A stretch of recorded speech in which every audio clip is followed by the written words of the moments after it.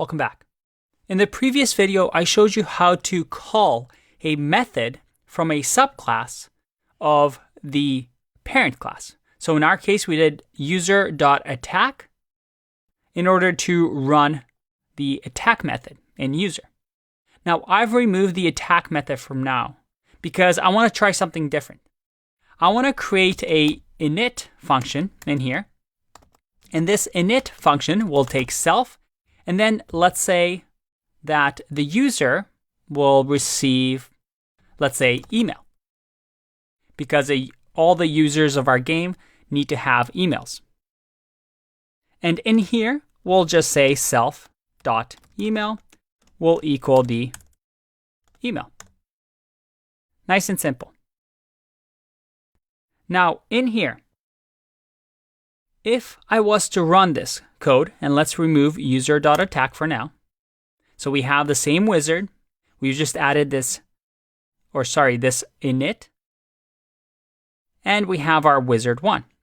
So if I run wizard here, and let's say we want to run wizard1.email. If I click run, I get wizard object has no attributes email. But I thought the user is going to be called when we create the wizard, right? When we instantiate wizard1. Well, the thing is, although we might inherit, let's say for example, if I do dot, we might inherit the sign in from the user, and if I click run, we see that we inherit that. The wizard already has an init function, already a constructor, right? So how can we solve this? Well, one way is to just add email here, right? And just have the email attribute just right down here. But what's the problem with this? Well, it's inefficient, right? Because if I create an archer class, I'll have to do the same thing.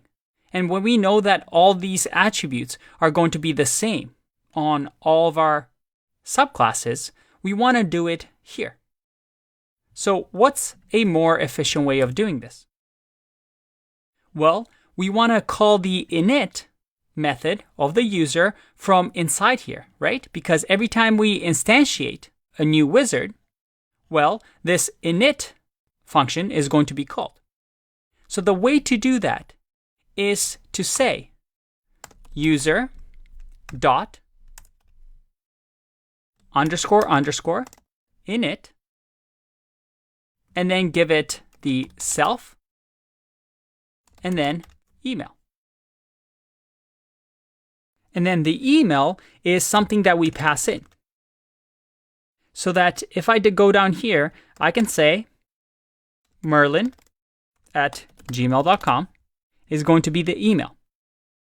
So that now, if I do, let's say, .email for wizard1, and I click run, I get Merlin's email. Once again, all we did was we called the init method of the user inside of the wizard. So when we instantiated a new wizard, we ran this function, and inside of this function, we ran the user.init and passed in the email that we passed in as an argument in here. Now, this is one way of doing it, and then there's another way, and it's called super. And it's a keyword. As you can see, it's being highlighted here. And all we do is run super.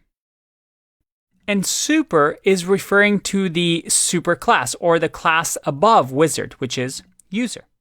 And this is actually a new addition as of Python 2.2. With super, we actually no longer need the self. So our code looks even cleaner. And all we pass is this. And if we click run, we still get the right answer. Super allows us to refer to user this way and not have to worry about passing self.